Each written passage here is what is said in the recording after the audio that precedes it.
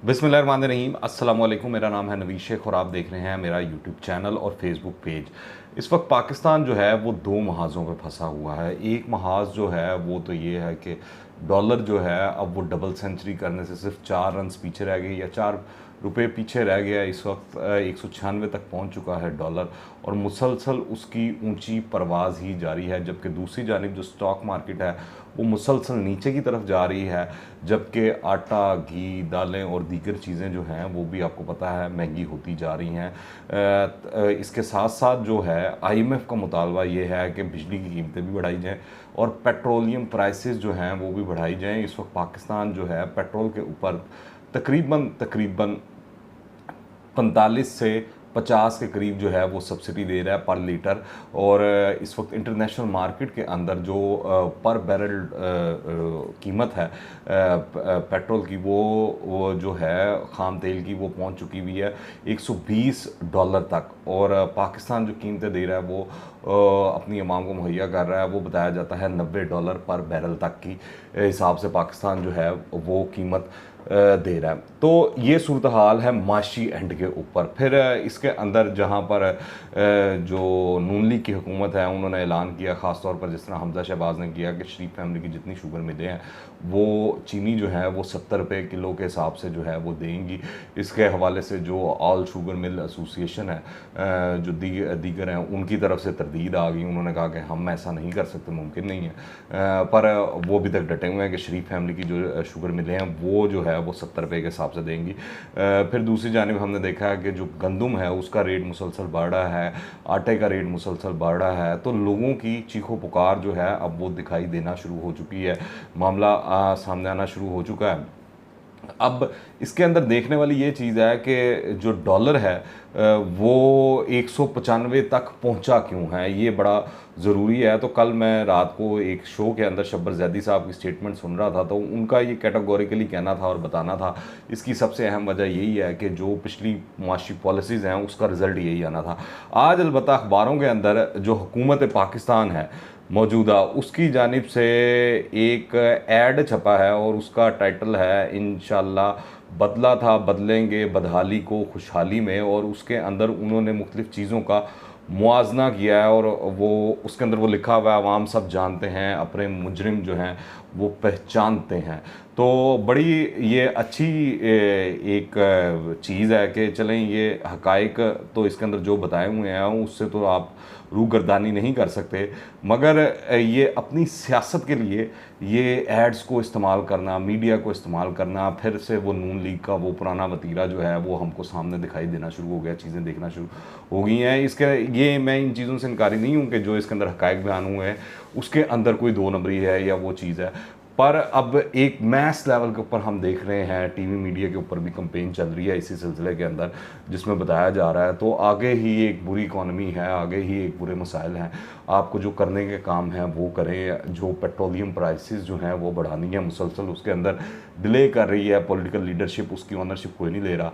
इसी तरह बिजली की जो प्राइसेस हैं उस हवाले से जो है मुसलसल डिले किया जा रहा है, ऑनरशिप कोई नहीं ले रहा। हर किसी को पता है कि सियासी मामलात और चीज़ें किस तरफ जा रही हैं और इसका अवाम में असर क्या होगा। मगर जो लीडरशिप होती है उसका यही करिश्मा होता है और यही जो है सियासतदानों की कोशिश होनी चाहिए कि वो मुश्किल हालात में मुश्किल फ़ैसले कर सकें। तो जो मुश्किल फ़ैसले हैं वो अभी कोई करता हुआ दिखाई नहीं दे रहा, मगर जो आवाम का पैसा है उसको इस तरह अपनी पॉलिटिक्स के लिए इस्तेमाल किया जा रहा है। अलबत्ता उसके अंदर मैं आपको बता देता हूँ डॉलर के हवाले से उन्होंने कहा जो ऐड है उसके मुताबिक 2018 में 116 रुपये था और अब जो है 2022 के अंदर 179 रुपये है। फिर इसी तरह कौमी तरक्की की रफ्तार GDP जो थी वो 2018 में 6.1% थी, जो कि अब 2022 में 4% मुतवक्के है। महंगाई की शरह 2018 में 3.9% थी और 2022 में 13% है। फिर इसी तरह ग़िज़ाई महंगाई, आटा, चीनी, घी की कीमतें, बिजली फ़ी यूनिट कितनी थी, फिर गैस कितनी थी, यूरिया बोरी कितनी थी, माली खसारा क्या था, तजारती खसारा क्या था, GDP और टैक्स का तनासुब क्या था, फिर हुकूमती कर्जा कितना था और अब कितना है। ये मैं आपको बता देता हूँ कि 2018 में 24,953 अरब रुपये थे 1947 से लेकर 2018 तक। इसमें बड़ी अहम बात है ये। और गुज़िश्ता 3 साल 8 माह के दौरान जो कर्ज़ा है पाकिस्तान का वो पहुंच चुका है 42,745 अरब रुपए तक, यानी कि आलमोस्ट जो है ये डबल कर दिया गया है इमरान खान साहब की हुकूमत की जानिब से। फिर इसी तरह बेरोज़गारी की का भी उन्होंने फिगर दिया हुआ है। फिर ट्रांसपेरेंसी इंटरनेशनल ने जो करप्शन इंडेक्स है उस हवाले से भी फिगर उन्होंने दिया हुआ है। तो ये एक बड़ी मैस लेवल पे उन्होंने कैंपेन शुरू की है जिसका उनको अंदाज़ा, और वो पहले भी इस तरह की कई जो है इश्तिहारात और चीज़ें वगैरह वो चलाते रहे हैं। अब दूसरी जानिब सिलसिला ये है, सूरत हाल ये है कि इमरान खान साहब जो है वो मुसलसल रोज़ नई से नई चीज़ लेकर आ जाते हैं, और वो इस तरह की चीज़ लेकर आते हैं कि जिसकी पहले से ही आवाम के अंदर ऑनरशिप हो और वो हाथों हाथ बिक नहीं जाती, जिस तरह दुकानदार लगाता सौदा और वो हाथों हाथ बिक जाता है। तो वो वाला काम इमरान खान साहब इस वक्त कर रहे हैं। और मैं आपको ये भी बताता चलूँ कि इमरान खान साहब जैसा शार्प पॉलिटिशियन आज तक मैंने नहीं देखा, और जिस तरह वो चीज़ों को मनूवरिंग करते हैं, जिस तरह वो अपनी कही हुई बात से वो फिर जाते हैं, आगे चले जाते हैं और हालात को इतनी तेज़ी से वो बदल देते हैं, तो वो उन जैसा सियासतदान मैंने आज तक नहीं देखा। अब जो इस सिलसिले के अंदर लोग तो कहते हैं कि politics is the art of making impossible possible, तो इमरान खान साहब ने ये करके दिखाया है। इसकी मैं सबसे बड़ी आपको मिसाल देता हूँ कि इमरान खान साहब के अल मशहूर जो अलकाबात थे शेख रशीद के बारे में और परवेज़ इलाही साहब के बारे में कि अल्लाह मुझे शेख रशीद जैसा ना बनाए, और परवेज़ इलाही को तो वो पंजाब का डाकू समझा करते थे, मगर हमने देखा कि जब उनको हुकूमत मिली तो ये उनके दस्ते राज थे। शेख रशीद जो थे वो उनकी किचन कैबिनेट का हिस्सा थे, और शेख रशीद को उन्होंने 2 वजारतों से नवाजा, एक नहीं बल्कि 2। देखें आप कि पहले रेलवे की वजारत दी और उसके अंदर वो जब वो कारकर्दगी नहीं दे सके, और शेख रशीद साहब की अपनी भी ख्वाहिश थी कि उनको वजारत दाखिला मिले शुरू दिन से, तो उनको वजारत दाखिला भी नवाज दी गई बाद में। फिर इसी तरह परवेज़ इलाही साहब को डिप्टी स्पीकर पंजाब असम्बली बना दिया, हालांकि वो उनको पंजाब का सबसे बड़ा डाकू करार दे चुके थे। तो इससे बड़ी क्या आर्ट होगी कि इम्पॉसिबल को पॉसिबल किया जाए, तो इमरान खान साहब ने ये करके दिखाया है। फिर ज़्यादा दूर नहीं जाते, हम करीबी बात कर लेते हैं अदम एतमाद के हवाले से। जो इमरान खान साहब थे अभी गुज़िश्ता 1.5-2 माह पहले जो है वो फरमाया करते थे कि जो मैं तो दुआ कर रहा हूँ कि तरीक़े अदम एतमाद आए और मैं 1 विकेट से 3 विकटें जो हैं वो गिरा दूँ किसी तरह।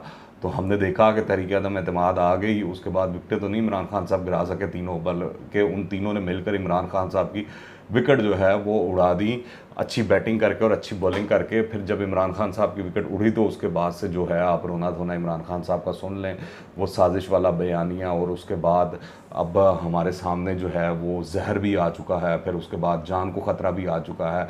अभी और भी आने वाले दिनों के अंदर नई नई चीज़ें इमरान खान साहब निकाल के लाएंगे, क्योंकि उनको पता है कि आवाम को किस तरफ लगाना है और आवाम के अंदर क्या चीज़ पॉपुलर होगी, तो उन्होंने वही बयानिया तश्कील देना है, वही बात करनी है।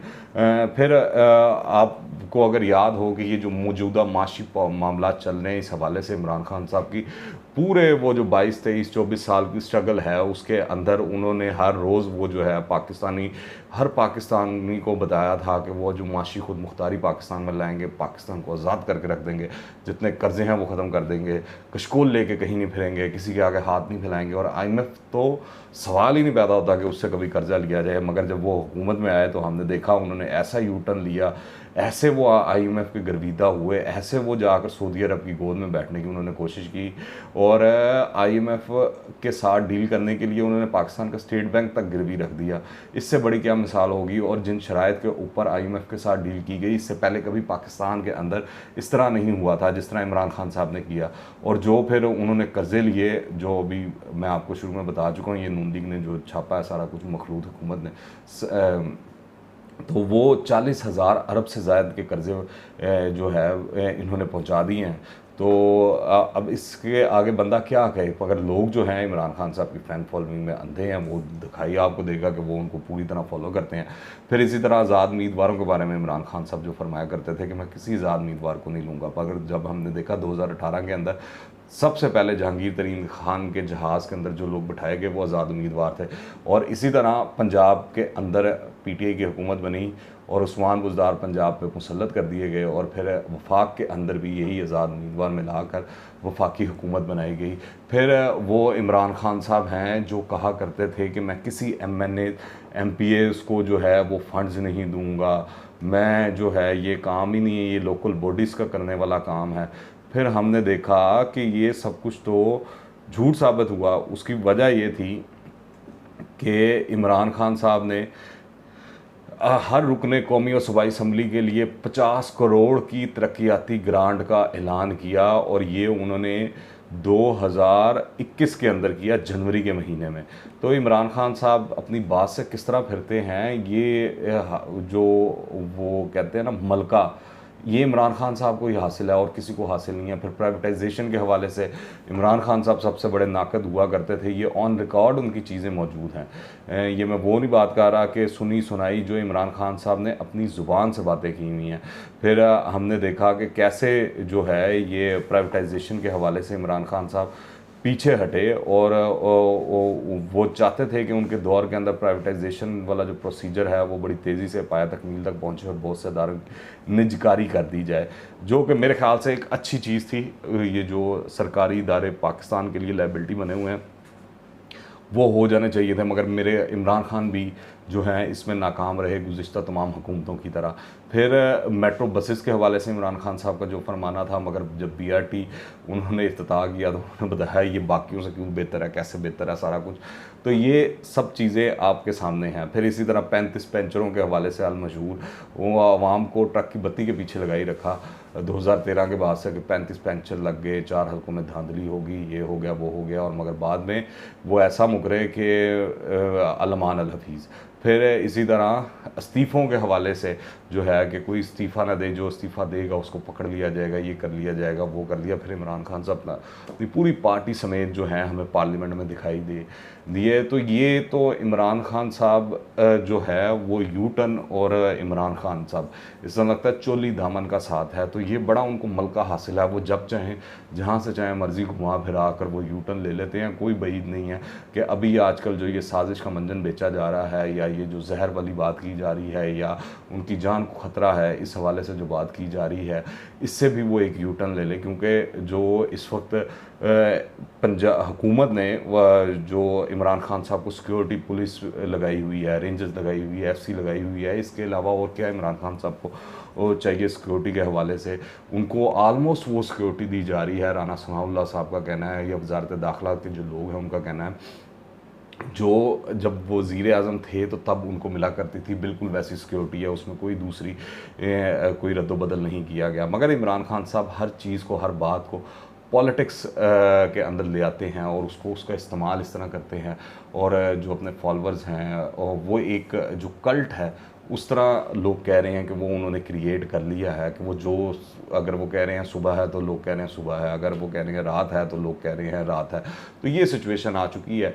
और इस वक्त जहाँ पाकिस्तान को एक तरफ माशी मसाइल का सामना है, माशी मुश्किलात हैं जो कि यकदम कभी भी ख़त्म नहीं हो सकती, इसके लिए एक टन्योर चाहिए, एक टाइम चाहिए, एक वर्किंग चाहिए, सब्र चाहिए पाकिस्तान को भी और पाकिस्तानियों को भी, इदारों को भी। उसकी वजह ये है कि आपको सबसे पहले IMF का ये जो प्रोग्राम है ये मुकम्मल करना पड़ेगा, चाहते ना चाहते हुए। दूसरा, आपको कम से कम अपनी 10% इम्पोर्ट्स कम करनी पड़ेंगी, तो फिर आपकी इकॉनमी चलती है, वैसे चलना नामुमकिन दिखाई देता है।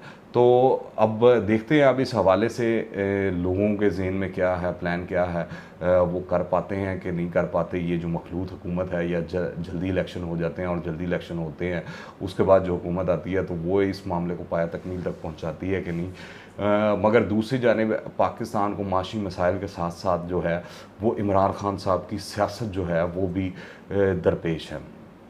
दूसरी मुश्किल ये भी है, और वो जिस नहज पर मामलात को लेकर जा रहे हैं उससे वापसी मुमकिन नहीं दिखाई दे रही, और हालात बद से बदतर होते हुए दिखाई दे रहे हैं। आप इस हवाले से क्या राय रखते हैं नीचे कमेंट्स में लाजमी बताइएगा। दुआ में याद रखें। अनटिल द नेक्स्ट टाइम, अल्लाह हाफिज़।